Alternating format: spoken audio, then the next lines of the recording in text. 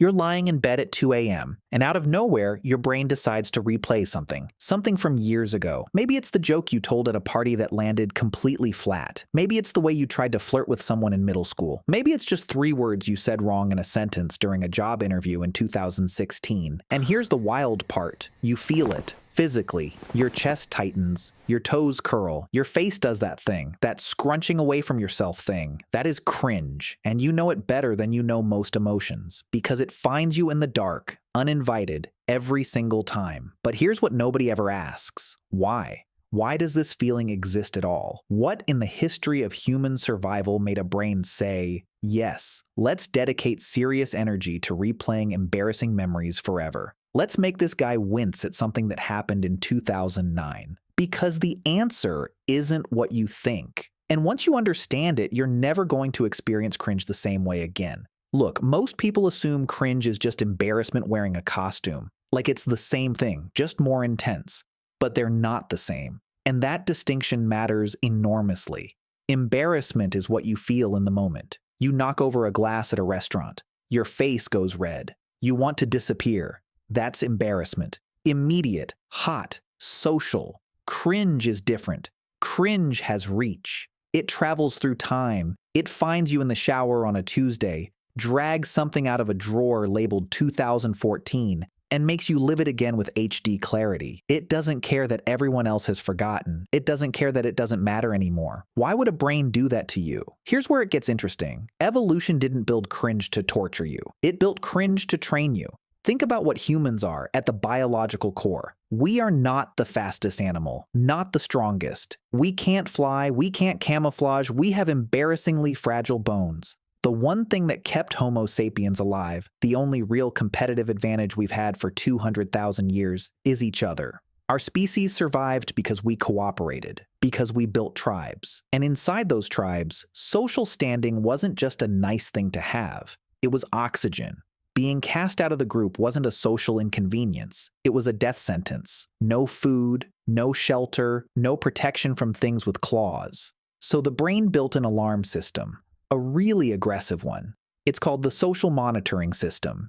And cringe is what happens when that system fires in reverse, when it runs simulations of past social failures to make sure you never repeat them. You cringed at that memory, not because your brain is broken, but because your brain is doing exactly what it was designed to do. It's making you rehearse. It's making the lesson stick. We've all been there, right? You have an interaction, it goes fine, it's over. And then 3 days later, your brain interrupts your lunch to inform you that your handshake in that meeting was weird. Nobody said anything, nobody noticed, but your brain noticed. And it wants to make absolutely sure you don't let that happen again. That's not anxiety, that's not a character flaw. That is a finely tuned social radar doing its job. The problem is, that system was calibrated for a world that no longer exists. Honestly, the cringe response evolved for a tribe of about 150 people, where everyone knew your name, and a single bad interaction could ripple for years. It did not evolve for a world where you interact with thousands of strangers, and will literally never see most of them again. It did not evolve for the internet, where something embarrassing can be witnessed by 1 million people and then forgotten in 48 hours. Your brain doesn't know that.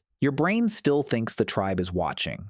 Always. There's a concept in anthropology called social grooming. In primates, grooming isn't just hygiene, it's the primary mechanism for maintaining social bonds. The physical act of picking through someone's fur, that's trust, that's alliance, that's I'm with you. Humans replaced physical grooming with language, with laughter, with shared vulnerability, and one of the most powerful forms of shared vulnerability, cringe. Think about what happens when you tell someone an embarrassing story about yourself. You're not just making them laugh, you're handing them a small piece of your dignity and saying, I trust you with this. And when they respond with their own embarrassing story, the bond deepens. Cringe becomes a kind of currency, a way of saying I'm human too. I've been awkward too. We're the same. So yes, cringe evolved to train you, but it also evolved to connect you. The feeling that isolates you at 2 a.m. is the same feeling that, shared in the right moment, pulls two people closer together than almost anything else can. Here's the part people miss: the cringe you feel about yourself, the secondhand cringe you feel when someone else does something awkward. That has its own function too. Researchers call it empathic cringe, and it's remarkable because you're not even the one who did the thing, but your brain fires as if you did.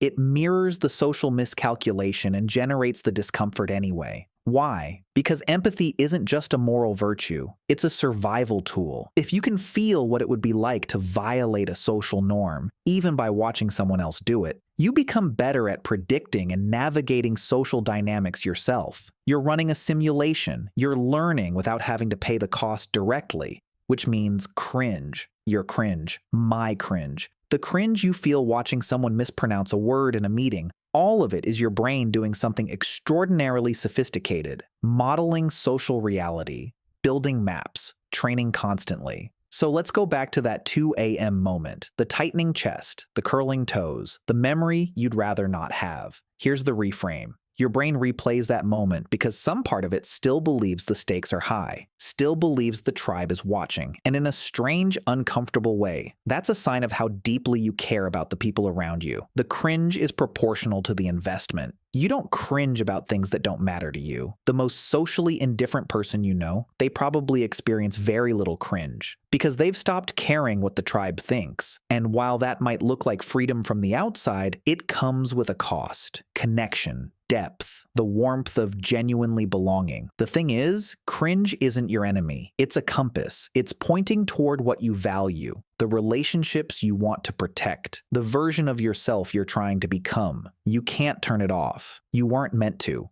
but you can understand what it's for. The next time your brain hands you a memory you'd rather forget, don't fight it. Sit with it for a second. Acknowledge it. Your system is doing its job. It's making sure you remain someone who gives a damn. And that might be the most human thing about you. The tribe isn't watching at 2 a.m., but you are.